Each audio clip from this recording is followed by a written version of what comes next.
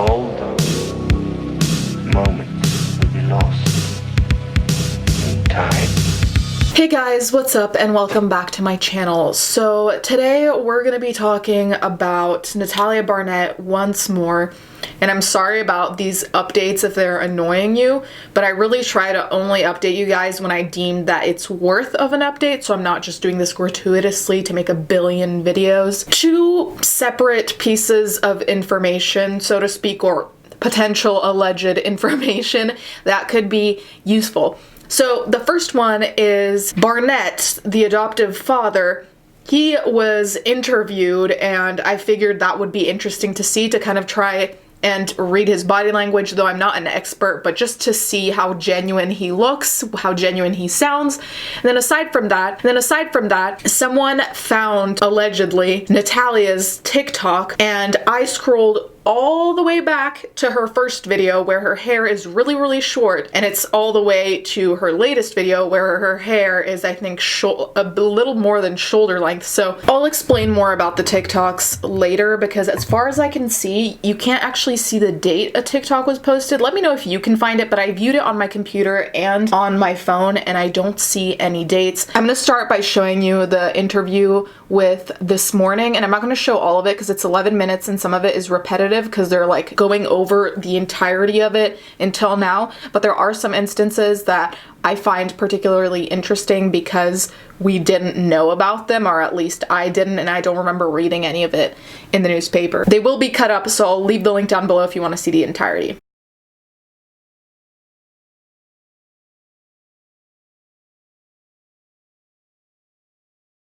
But this time you were contacted. Did that strike you as unusual?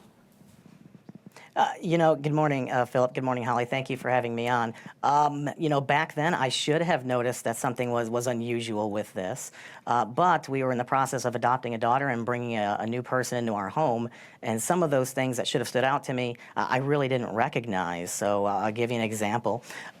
First off, we were looking to adopt a child out of Haiti, except a very large earthquake struck Haiti in 2010 in January, and we weren't able to complete our adoption for the girl that we had been connected with. So we waited for a little while, and then out of nowhere, we got a phone call from an adoption agency in Florida. They had reached out to us, and they said, hey, we've got the perfect child for you. We've researched you. We know all about you. We think you should adopt this girl, Natalia. At first, I didn't think that was strange, but obviously looking back, you shouldn't be getting cold called. You shouldn't be getting a phone call out of nowhere from somebody trying to send the child to you. So when we got that phone call, it was Thursday, April 22nd, 2010, they simply said, hey, it's a closed adoption. We're not going to give you any information about the child. We're not going to give you any information about the former family. Here's all we're going to give you. Here's 2 pictures. Here's a Ukrainian language birth certificate.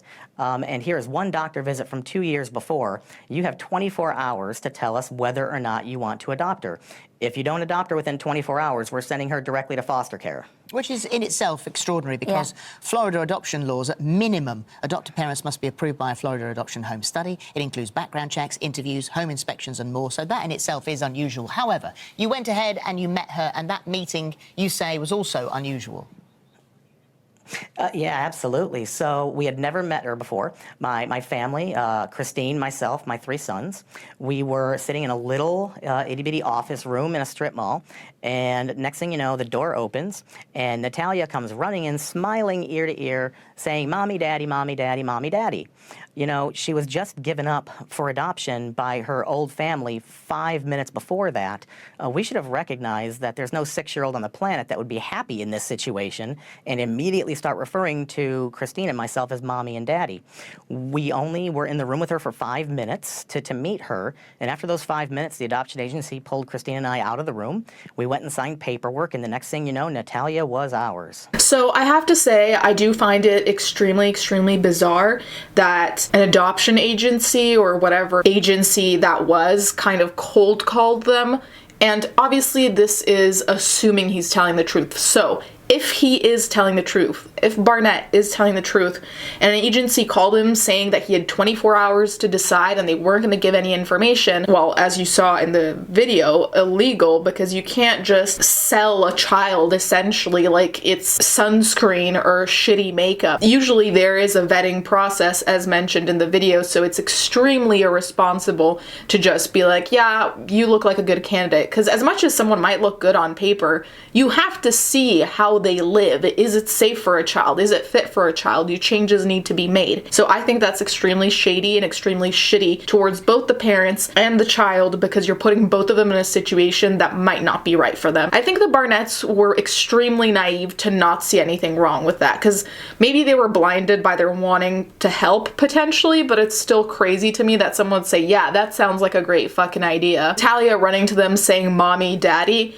I'm kind of half on it, because in a way, if she is in fact a child, there was probably excitement at the prospect of having a family that really wants her, compared to thinking about, oh, a family dumped me. I think there was probably gratefulness to having another family, and hence why she did the mommy daddy thing.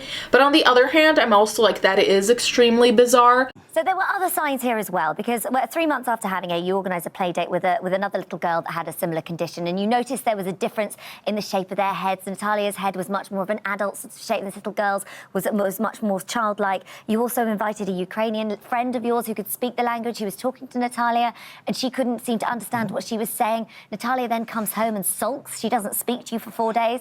However, this all could be described as sort of settling in, problems maybe, but then things got a lot more sinister, didn't they? And just explain the frightening things that you woke up to and the things that she began to do. Oh my goodness. Yes, absolutely. So after that day when we had the play date with another girl with the exact same kind of dwarfism that Natalia had, and supposedly at the exact same age, you knew immediately these two people were nowhere near the same level of maturity. And then when the Ukrainian woman began speaking to Natalia in what was supposed to be her native language, which Natalia has never had an accent her entire life, she got very angry and very upset and began to lash out. The first steps were smaller. She would put thumbtacks face up on our stairs, so when we would walk up and down stairs, we would be stepping on thumbtacks. Certain things would start to become missing in the home. We would find knives under her bed, and then after a short time, there was a moment when I woke up in the middle of the night and Natalia was standing over my bed with a knife in her hand, very blank look on her face, and she's just standing there with a knife. Shortly thereafter, she began to attempt to harm my sons in a very serious manner. My wife, Christine, would take the entire family, my 3 sons, along with Natalia, downtown to university. My oldest son was attending university at a young age, so the entire family went. And as they would be crossing a street, Natalia had already found something that meant something very important to each of my boys. My youngest son, who was 6, was into cows, so she found his favorite cow toy. My 9-year-old son liked cars, so she found his favorite car toys. And my 11-year-old son was attending university, so she had gotten his homework out of his backpack. As they would be crossing a very, very busy street, she would make sure that the boys were paying attention, and she would launch everything up into the air, into traffic. Now, Holly, to you and I, if something important to us is going in the traffic, we simply know, oh, that's gone. I'm not going to have that anymore. But to a 6-year-old boy, a 9-year-old boy, an 11-year-old boy, that's the most important things in their lives. Yeah, all they know is they are losing it, and they must run after it immediately, and they would instantly run into traffic to try to retrieve their items. That's frightening. Immediately thereafter, Natalia would simply tell us very coldly and very directly, I'm trying to kill the boys. I also think the thing about her gathering the things that her quote-unquote siblings loved and throwing them into traffic, it does seem, if what they're alleging is true, that there's a pattern in the sense of putting thumbtacks on the stairs, then, as we discussed in prior videos, having knives and trying to poison the wife, and then on top of that, taking things that her siblings, her brothers, love and throwing them into traffic. It does seem to follow a pattern, and of course, if they're lying, they'd want it to look like a pattern, so I'm not saying that it automatically means it's true, but if it is true, that is alarming, and I wouldn't blame them for being scared for their fucking lives. The thumbtack thing alone had me shook. There were a series of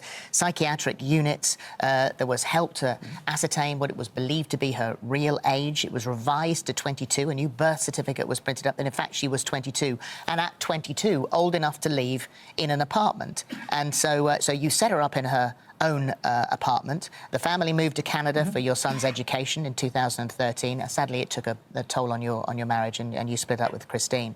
And then, assuming that in fact this was a 22-year-old woman, did you have no contact at all? Did she decide she was going to look for you?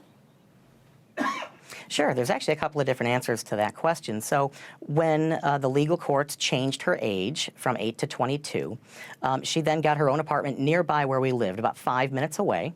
She lived there for a year on her own while we lived by her. We visited her about twice a week.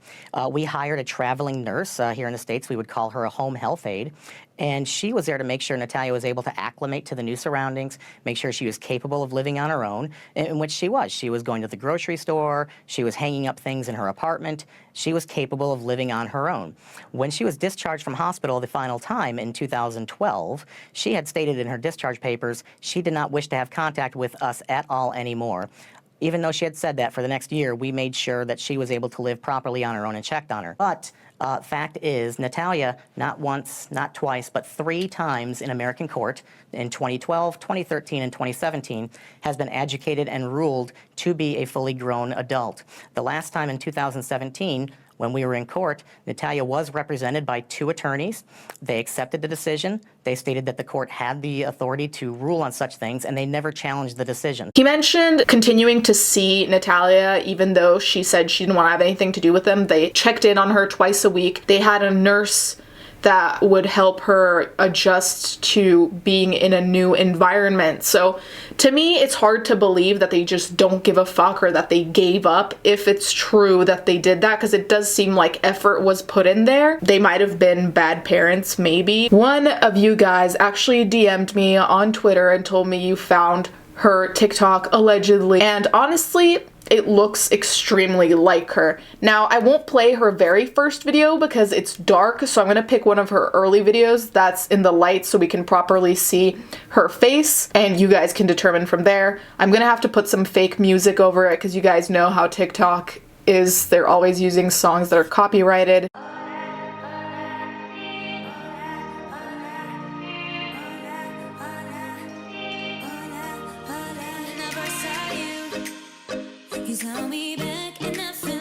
So, the song playing in the TikTok is Me, Myself, and I by G-Eazy and Bebe Rexha. I don't know how to say her name. Okay, anyway.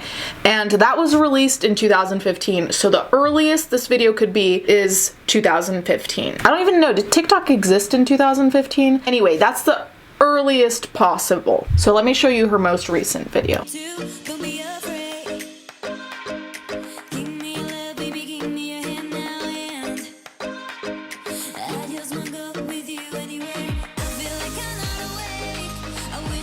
Just for context, I'm going to show you one video with her hair down so you can see how much her hair is grown from then to now to kind of create a pseudo timeline in our heads.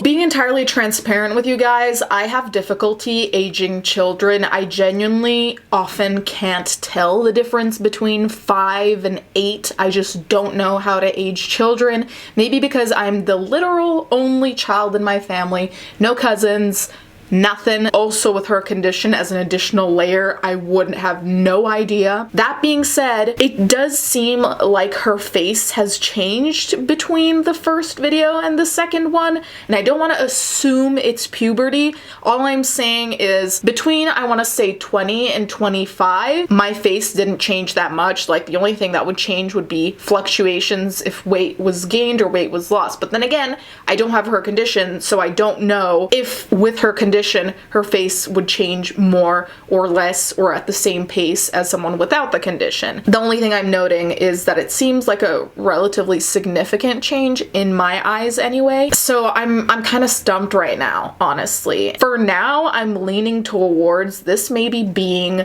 neither she's lying or they're lying, but maybe this was a whole situation of miscommunication and where people kind of assumed other people's intentions. In the interview, they mentioned that Natalia was upset when they brought in a Ukrainian woman to talk to her and she didn't speak it, and then she sulked for 4 days. So she might have assumed that they were trying to catch her out in a lie, whereas they might have assumed that she was doing things for different reasons. Can't really find reasons to stand over someone with a knife or put bleach in someone's coffee. But then again, it could really be a situation of miscommunication where neither parties are entirely at fault but are both at fault. Does that make sense? Let me know where you're at with this case. I feel like every time there's extra information, I'm just thrown into a loop. What the fuckery, essentially. Thank you guys so much for watching. Thank you to my patrons as always, and let's get right into the fan art.